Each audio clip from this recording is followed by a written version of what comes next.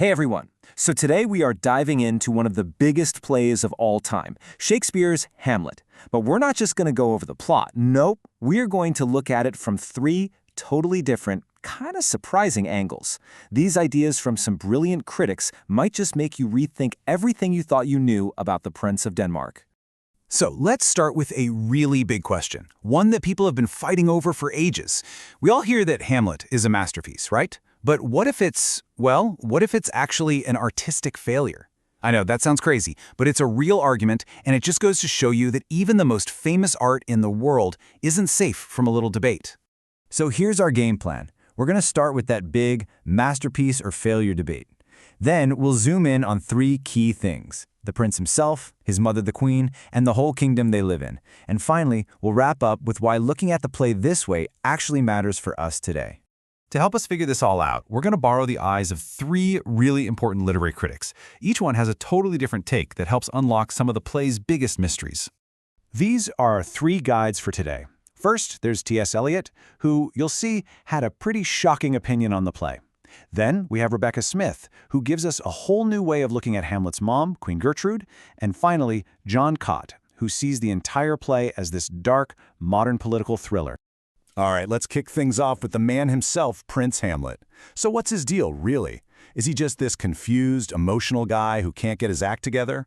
Or is he actually super aware of the messed up world he's in and just feels powerless to fix it? Well, two of our critics have very, very different answers. So in one corner, we have the famous poet T.S. Eliot, and he basically says that Hamlet's emotions are, well, they're just way too big for the story.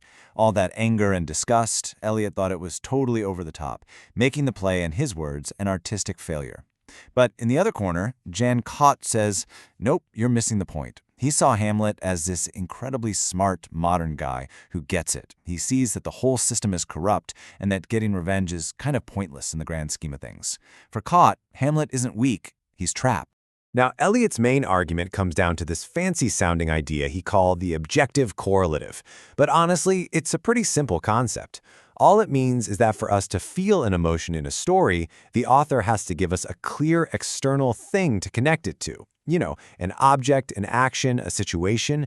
And for Eliot, this is where Hamlet just completely falls apart.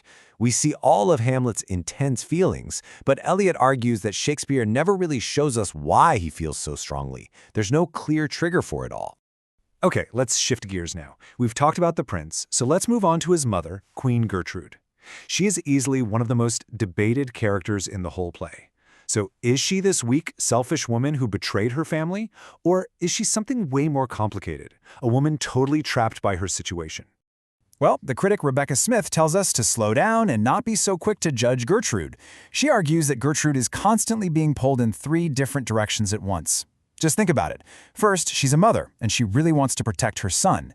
But she's also a wife, and she has to be loyal to her new husband, the king. And on top of all that, she's the queen, so she needs to keep the country stable. The problem is, these three roles are almost always fighting each other. This quote from Rebecca Smith just nails it, doesn't it? Her heart is divided. She isn't just one thing. She is completely torn. So pretty much every choice she makes is going to hurt someone or break some responsibility. It's a total no-win situation. And Smith gives us some really good reasons to see Gertrude's side of things. First off, and this is a big one, there's absolutely no proof in the play that she knew her new husband murdered her first one. She might be totally innocent of that part.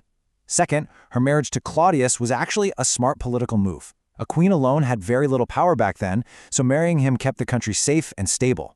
And finally, let's be real, she was a woman in a man's world. Her options were incredibly limited. All right, so we've looked at the son and the mother. Now let's zoom out and look at the world they're living in. Because for our last critic, Jan Cott, the Kingdom of Denmark isn't just a place. It's a political nightmare. It's a prison. This right here is Jan Cott's big idea. History is a slaughterhouse. Yeah, pretty dark, I know. He believed that the world of Hamlet shows that history doesn't actually get better. It's just a cycle of violence that repeats over and over again. Power isn't earned, it's taken by force. And remember, Cott lived through some of the darkest political times of the 20th century, so for him, this wasn't just a play. It was a reflection of the real world. And it gets worse. Cott pointed out that the court in Denmark is just dripping with fear and paranoia. I mean, think about it. Everyone is spying on everyone else. The king's main advisor spies on his own kids. The king hires Hamlet's best friends to spy on him. You literally cannot have a private conversation because someone might be listening behind a curtain. Colt said it's just like living in a modern police state, where you can't trust anyone and you're always being watched. And this table just lays out Cott's idea so clearly. It's brutal. King Hamlet is murdered by his brother, Claudius. Claudius is then killed by Hamlet. Hamlet gets his revenge, but dies in the process. So who takes over at the end? Fortinbras, a guy who shows up with an army. The players change, but the violent game stays the same. The whole bloody machine just resets and keeps going. Okay, so why did we just go through all of that? Why look at these three completely different takes on the same play? Well, because it teaches us something incredibly important.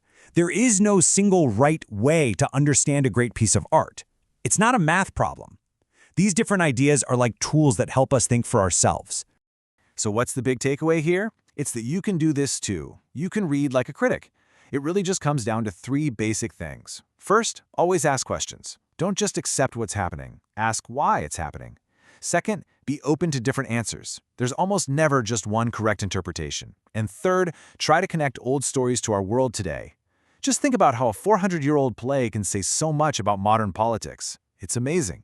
And that brings us right back to where we started. We've heard what T.S. Eliot, Rebecca Smith, and Jan Kott think, but the real question now isn't what they think, it's what do you think? Is Hamlet a confused kid in a flawed play? Is he a hero? Is he a modern man stuck in the past? You know, the true power of a story like Hamlet is that it never gives you an easy answer. It just keeps you asking the question. Thanks for joining me.